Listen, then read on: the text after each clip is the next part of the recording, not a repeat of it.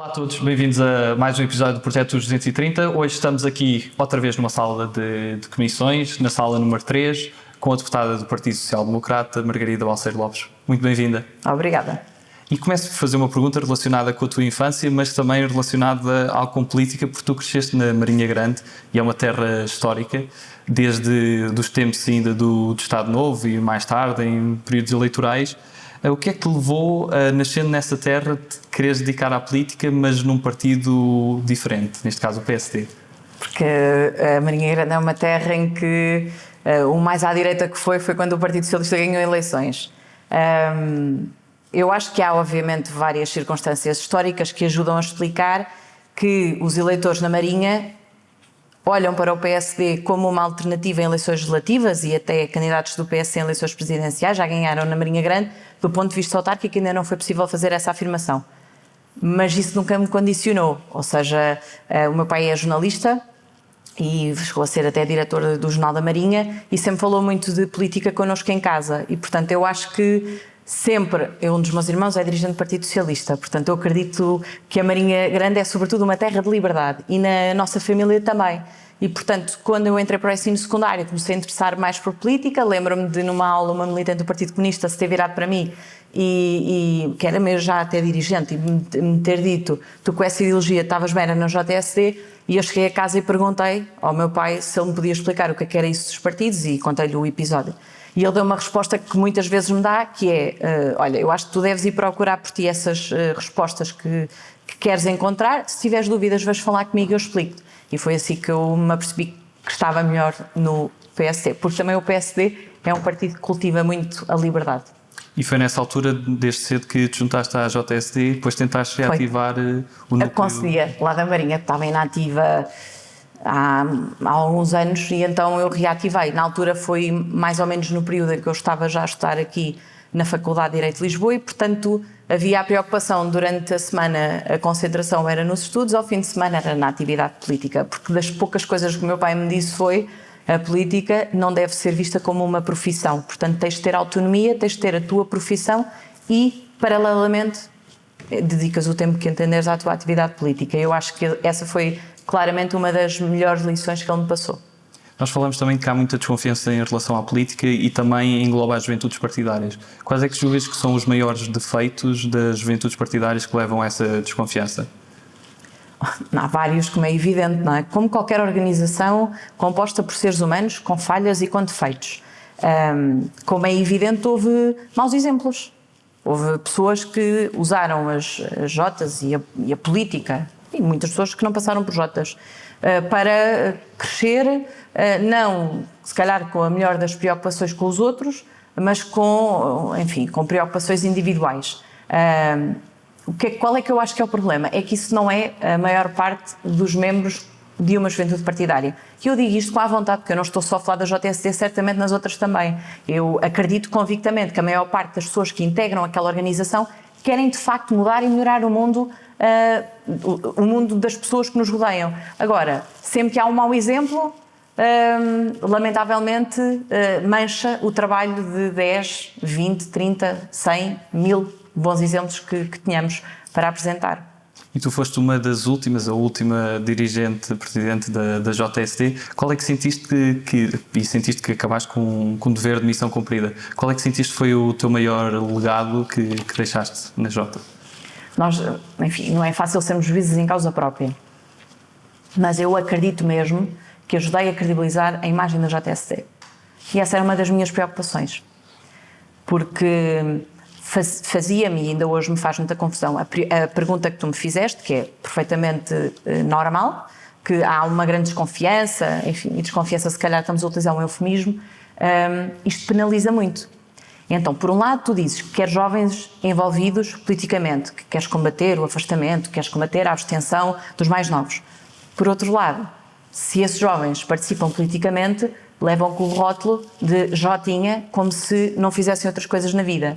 E uma das coisas que mais confusão me fazia era quando eu tive uns anos na consultora e havia muitas pessoas na JSD, quando se candidatavam ao primeiro emprego, que me pediam algumas dicas. Olha, como é que achas que eu devia fazer o currículo? Achas que eu devia dizer que fazia parte de uma juventude partidária?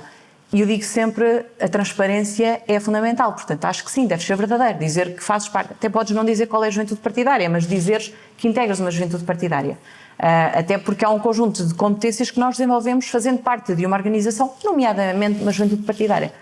E a resposta que eu ouvia do outro lado era: mas eu tenho medo de ser prejudicado e de não ser selecionado por fazer parte de uma juventude partidária.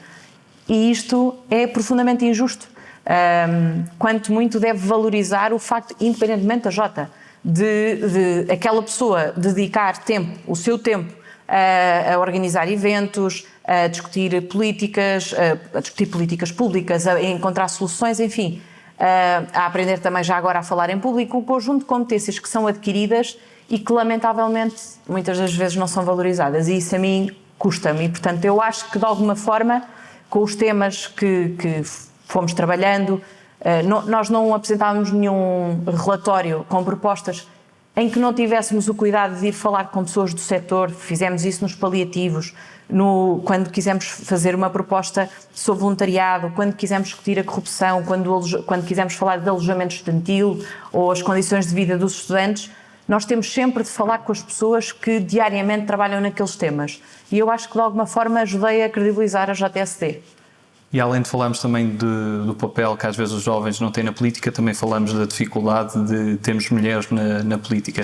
Sentiste que, por seres mulher, tiveste um percurso mais difícil e que ainda estamos num mundo muito de homens a nível do mundo político?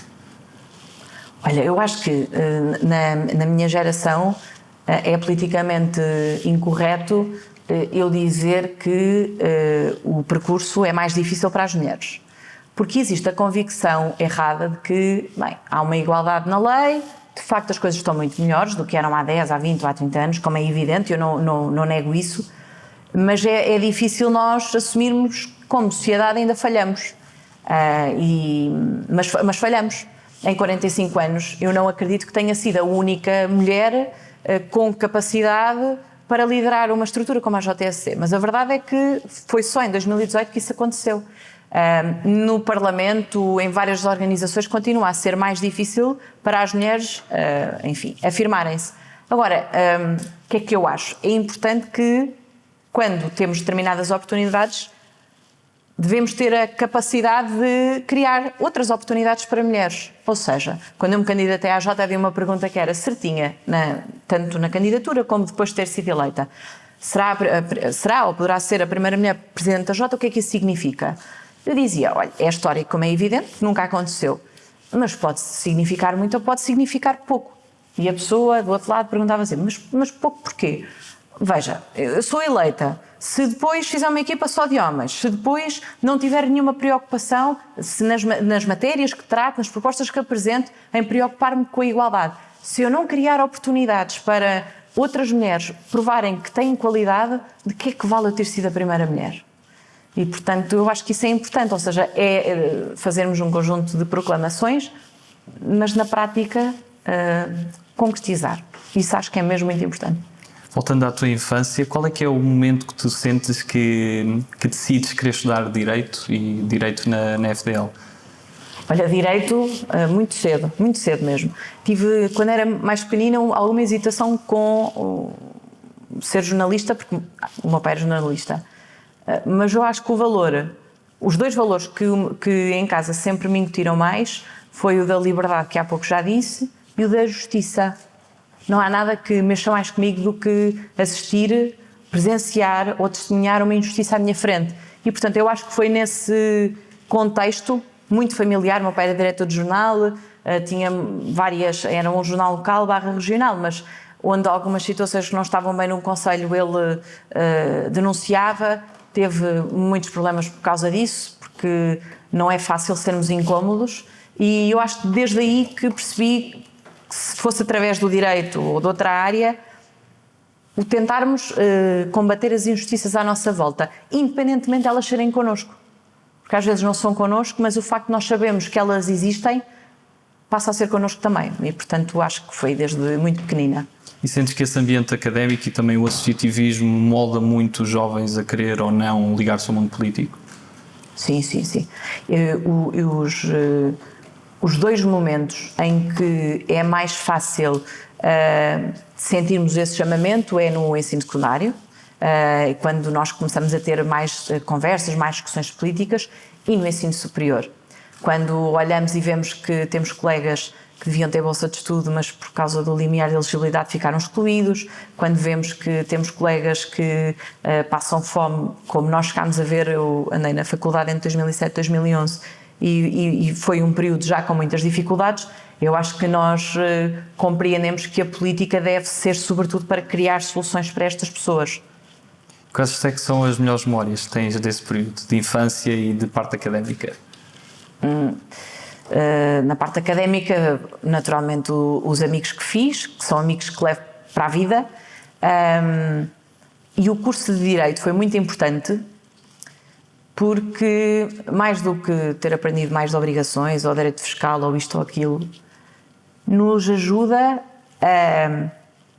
a colocar no lugar dos outros, a analisar os vários pontos de vista. Nunca só há um lado de uma questão, há sempre vários lados, há sempre várias histórias, há sempre a necessidade de nós compreendermos o que é que motivou determinada pessoa a tomar determinada posição. E por outro lado, a compreender que para o mesmo problema a doutrina diverge sempre, não é? E isso acho que nos dá a tolerância. E portanto foi uma das lições que trouxe da faculdade, para além dos amigos, para além de, enfim, de muitas memórias de eventos também em que me envolvi. Uma das coisas que eu tinha sempre presente era: eu faço parte de uma juventude partidária, mas eu entrei dentro da faculdade e é irrelevante a minha juventude partidária. Só isso explica que eu nas direções onde estive, tenha trabalhado com independentes, como é o caso do Gonçalo Carrilho, um dos meus melhores amigos que há pouco falei, com o Pedro Saraiva, que é do Partido Socialista, o Francisco Rodrigues dos Santos do CDS, do Bloco de Esquerda, o Rafael, enfim, havia várias pessoas na minha direção de outros partidos. Porquê? Porque a nossa vontade ali era representar os alunos, representar os estudantes, independentemente de quais é que eram as nossas convicções partidárias. E eu acho que essa também foi uma das melhores memórias que eu trouxe da faculdade. E essa veia para o direito fiscal e para mais tarde seguires como consultora fiscal de uma multinacional, parece no final da licenciatura ou já no mestrado na Católica? Eu na licenciatura compreendi que eu gostava muito da junção entre o direito e a economia. E, portanto, depois acabei por ir para Direito e Gestão na Universidade Católica e foi, sobretudo, no mestrado que me apercebi que gostava de fiscal, que tem uma componente de direito evidente, mas que também tem uma componente forte de economia.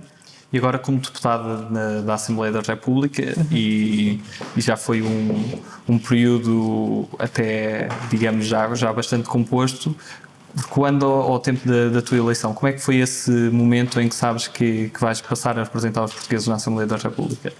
Em 2015 foi uma grande responsabilidade mesmo.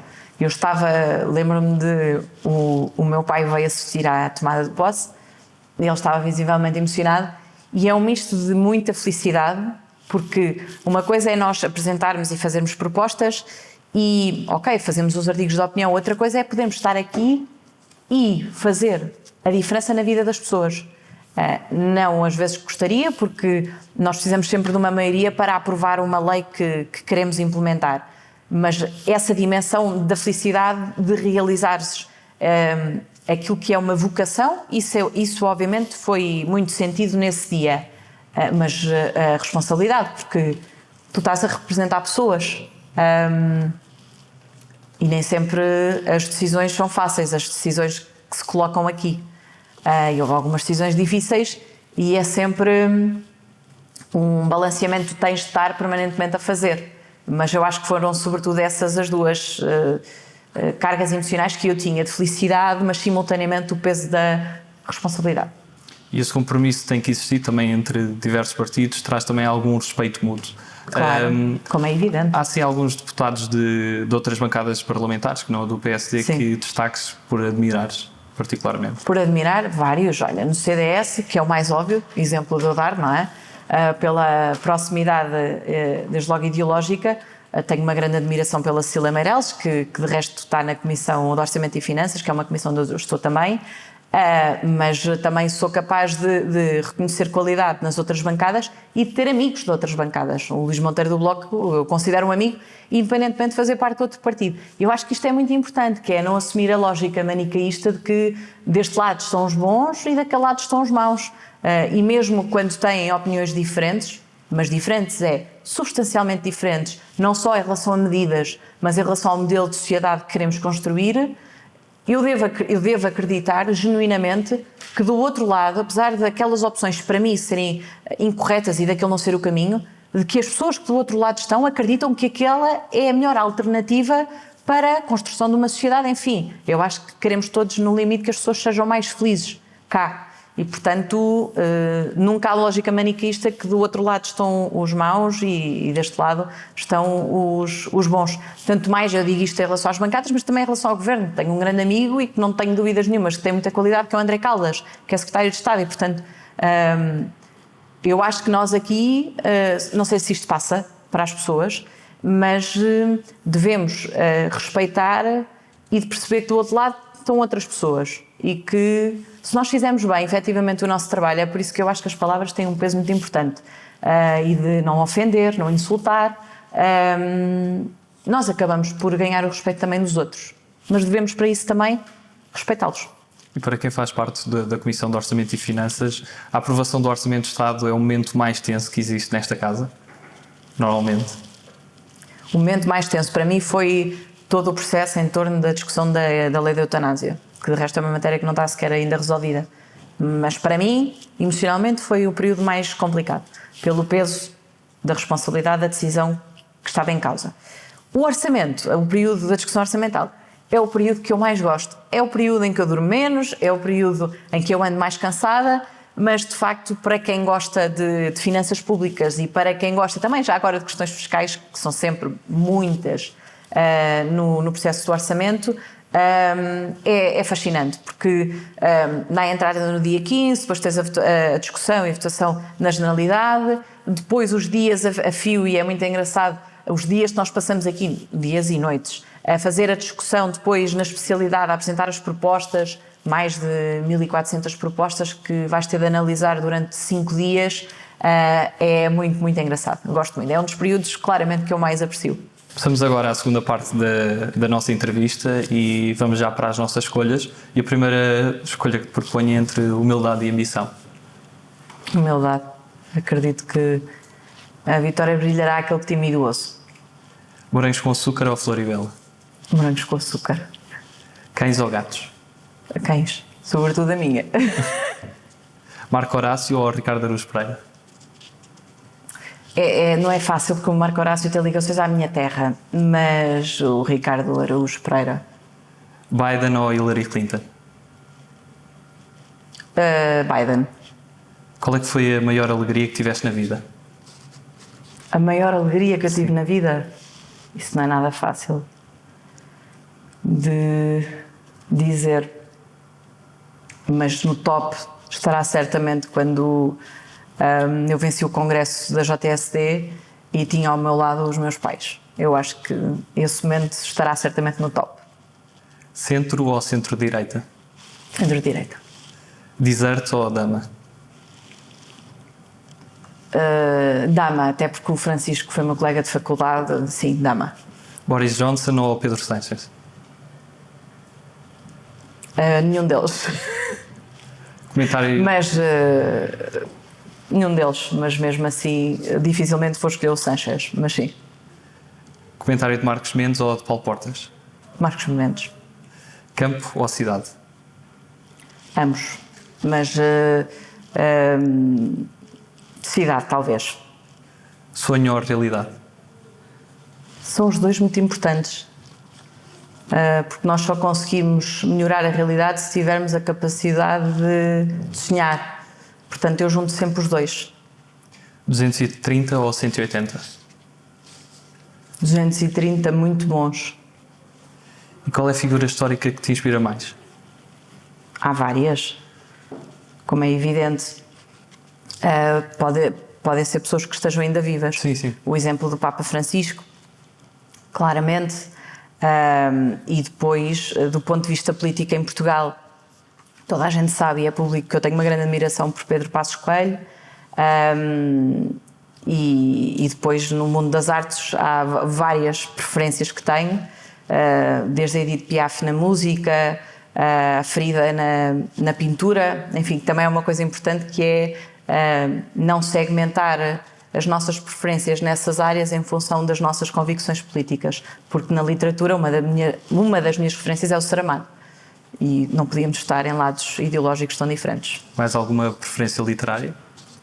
Miguel Torga é uma delas, de resto é uma preferência herdada e, portanto, um dos nossos cães lá, infelizmente já faleceu, mas era Torga em homenagem ao escritor.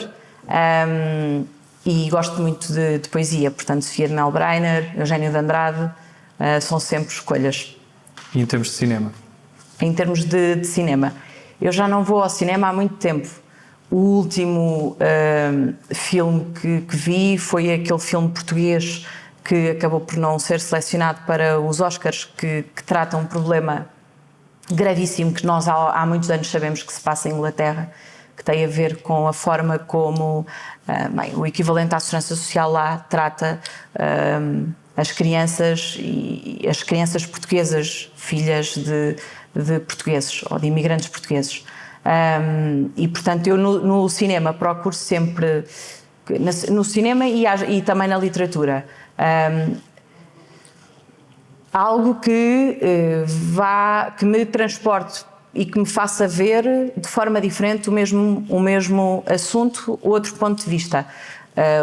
Uma das pessoas que tem essa capacidade por natureza é o Tolentino Mendonça, que foi provavelmente o autor que eu mais li o ano passado e que acabou por me ajudar em muitas alturas. E em termos musicais? Musicais, eu acho que sou muito eclética, porque eu vou desde Cátia Guerreiro, Ana Moura, Marisa, Red Hot Chili Peppers, Arctic Monkeys, Virgem Suta, isso mesmo, muita coisa. Qual é aquele país que nunca visitaste e gostarias mesmo de visitar? Infelizmente há muitos que eu ainda não visitei e queria visitar, mas quero muito ir ao Brasil. E também tenho muita curiosidade em ir à Coreia do Norte, sobretudo depois de ler o livro Dentro do Segredo, do José Luís Peixoto. Mas acho que o Brasil é claramente uma das preferências. E se houvesse necessidade de serviços num ministério, num governo, qual é que achas que terias mais aptidões? Não sei, eu acho que do ponto de vista profissional e do ponto de vista técnico, a área onde eu tenho dedicado mais tempo, e ainda agora no doutoramento, é a área fiscal. Portanto, mas eu tenho vários interesses e aqui no Parlamento tenho essa facilidade de, por exemplo, o tema das famílias de acolhimento, que me tem tocado bastante, mas é sobretudo a área fiscal. E qual é que é para ti o acontecimento histórico mais marcante de Portugal? Está bem, pergunta difícil. O acontecimento recente... Pode ser de... Sim, pode ser recente. Da nossa história. Olha, eu acho que o 25 de Abril, juntamente com o 25 de Novembro, tornam os anos de 74 e 75 muito importantes. E portanto eu diria que esse foi um período obviamente chave na nossa história coletiva e na parte mais recente. E se pudesses fazer parte dessa Assembleia Constituinte, há assim algo que mudarias na Constituição? Além depois das revisões que existiram mais tarde? Várias coisas, porque, vamos ver, como é evidente, o mais fácil é falar do preâmbulo, nem sequer tem valor jurídico, mas a Constituição de 76 não tem nada a ver com a Constituição que nós temos hoje em dia. E cada uma das revisões constitucionais tiveram o seu papel e a sua importância. Eu diria que a mais importante é claramente a de 82. E, portanto, várias das mudanças que foram feitas depois nas revisões constitucionais acabaram por fazer aquilo que eu se calhar teria feito, mas o contexto histórico também ajuda a situar a forma como determinadas opções foram feitas. Passamos então para um conjunto de palavras soltas e o primeiro conjunto de palavras que escolhi foi Pinhal de Leiria. O que é que associas? É a minha infância. Big Brother. reality show, pese embora não seja propriamente uma palavra, mas E Big Brother fiscal. abuso, Cuidados paliativos. dignidade, Estudantes. luta, Árvore de madeira. o meu pai, Teletrabalho. pandemia, Debates quinzenais. necessários, União de Leiria. a minha região. Eutanásia. Numa palavra, Pode ser num conjunto de palavras. é muito complexa a questão. Paixão. A vida, Enriquecimento ilícito. criminalizado já. Futuro. Realizações. Quais é que são as realizações que ainda pretendes para a tua vida? Se tens alguns planos para o futuro?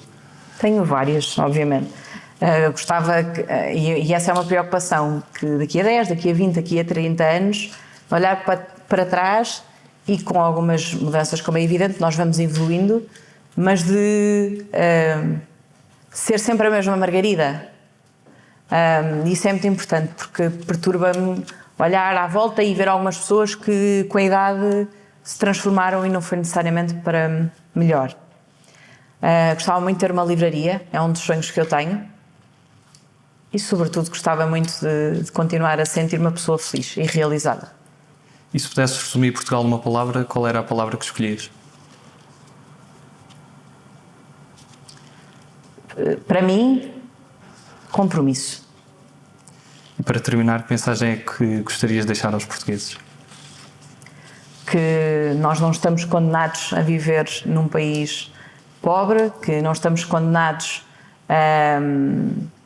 a um país em que não há igualdade de oportunidades, e gostava que daqui a 10, daqui a 20 é muito tempo, daqui a 10 pudéssemos estar a conversar e de olhar para trás e de concluir que nessa altura o sítio onde nós nascemos, o apelido da nossa família ou o material de que é feito o nosso berço não continua a definir o que é que vai ser o nosso projeto de vida. Gostava muito de nós chegarmos a essa conclusão daqui a 10 anos, mas ainda não é o tempo.